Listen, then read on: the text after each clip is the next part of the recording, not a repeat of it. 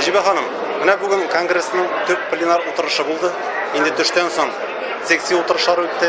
Шулай ук Казан милли мәдәният үзәгендә татар милләтен үстерү концепциясе турында сөйләшү булды. Сез бу концепцияга утырышына катнашкансыз булса кирәк, үз фикерләрегезне әйтегез әле. Шушы пленар утырышка карата да.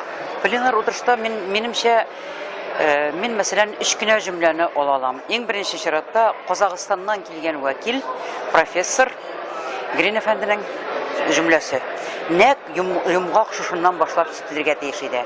Әгәр дә безнең үзебезнең туган телдә укыту, туган телдә булмый икән, безнең үз дәүләтчелегебез булмый икән, татарның перспективасы, киләчәге юк.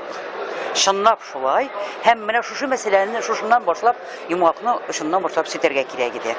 Һәм бу гомумән бу конгрессның бу съездының төп мәсьәләсе куелган төп мәсьәлә монда, төп проблема нәкъ шушы булырга тиеш иде.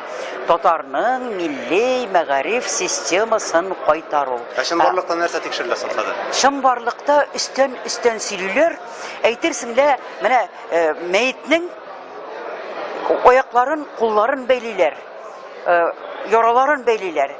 Шунлыкта бит милли мәгариф системасы юк. Кайсы милләт инде үзенең милли мәгариф системасын башка дәүләткә тапшыра. Бу тарихта күрелмәгән хәл. Мин мәсәлән милләтне саклап калырга теләгән җитәкчелек, хөкүмәт мондый эшне, мондый гамәлне кылырга тиеш түгел иде беренчектә. Безнең бүген менә шушы нәрсә белән ризалашып, Россиядән ярдәм сорарга кирәк, рөхсәт сорарга кирәк, ул турыда сөйләшергә кирәк.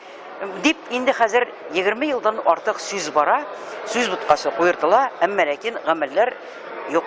Мәгариф темасыннан башка нинди тәкъдимнәрегез булыр иде?